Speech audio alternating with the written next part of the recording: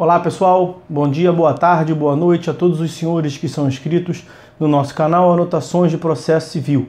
Se você ainda não é, eu sou o professor Arthur Vieira e depois que eu concluí o meu doutorado em Direito Processual, eu resolvi me dedicar a esses veículos de comunicação para que eu pudesse transmitir aos senhores conhecimento jurídico de qualidade e de forma gratuita. Aqui eu vou pontuar o meu e-mail de contato para que eventuais interessados possam estabelecer um contato mais direto. Inclusive, nós podemos eventualmente considerar a hipótese de publicar um artigo científico em conjunto, tá certo? Bom, gostaria de pontuar também com os senhores o nosso canal no YouTube. Se você ainda não é inscrito, basta clicar no ícone do livro que fica no canto inferior do vídeo para que você se inscreva.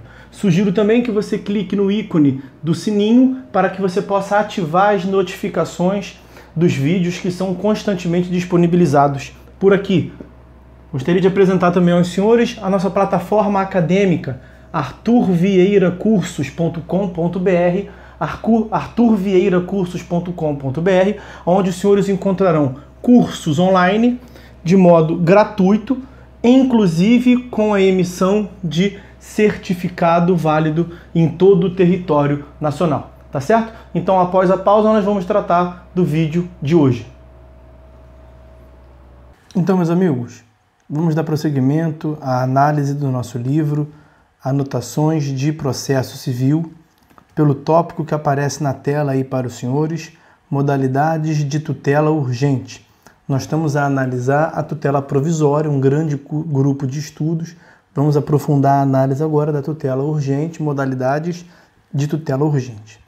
As medidas urgentes podem servir para, em primeiro lugar, adiantar uma produção probatória em relação ao seu momento processual oportuno. Exemplo, produção antecipada de provas, exibição de documentos, justificação, etc.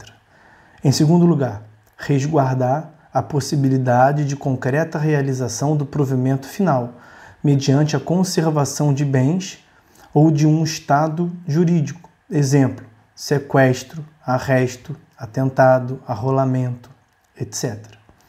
Determinar contra cautela, a fim de evitar danos que possam advir de outro provimento sumário e provisório, como a caução. Em quarto lugar, antecipar total ou parcialmente os efeitos do provimento final, a fim de evitar danos irreparáveis a uma das partes. As três primeiras hipóteses são cautelares. A quarta é antecipatória.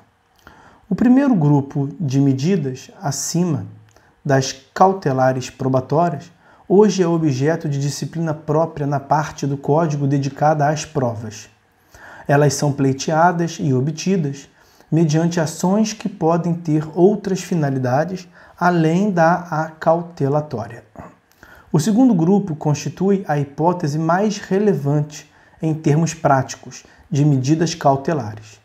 No CPC de 73, o CPC revogado, muitas dessas medidas, todas as citadas exemplificativamente acima, eram objeto de ações cautelares especiais, medidas cautelares típicas. O CPC de 2015 aboliu as cautelares típicas, mas o artigo 301 do CPC alude, a título exemplificativo, a várias dessas medidas. A tutela de urgência, de natureza cautelar, pode ser efetivada mediante arresto, sequestro, arrolamento de bens, registro de protesto contra alienação de bem e qualquer outra medida idônea para a asseguração do direito. O Código não define essas medidas, mas elas devem ser compreendidas à luz da tradição jurídica brasileira. Ou seja, cabe considerar a definição funcional que elas tinham no Código anterior, para assim conferir-se um sentido útil à atual disposição normativa. Assim, o arresto tem por usual finalidade assegurar o sucesso de futura execução por quantia certa, em hipóteses em que há motivo plausível para se temer uma dilapidação de patrimônio por parte do suposto devedor.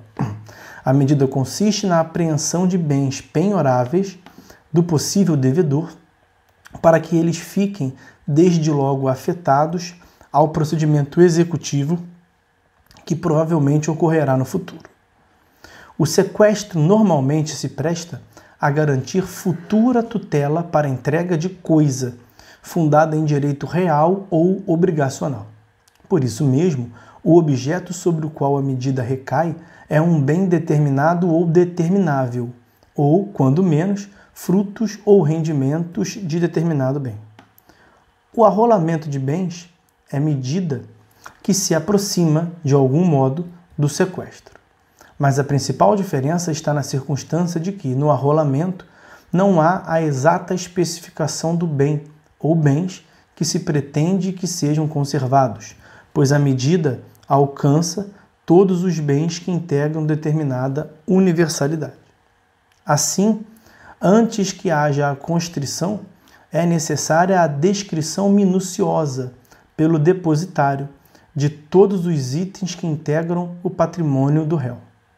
Outro traço diferenciador reside em que, no sequestro, a única intenção do autor é conservar a coisa e, no arrolamento, além de conservar, existe a intenção de conhecer com precisão todos os bens.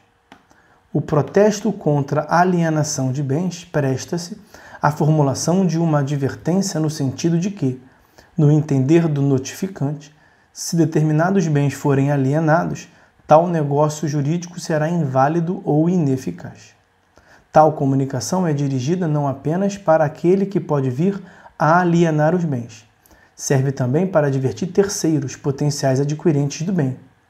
Se de antemão já se conhecem esses terceiros, ou algum deles, em princípio caberá intimá-los pessoalmente.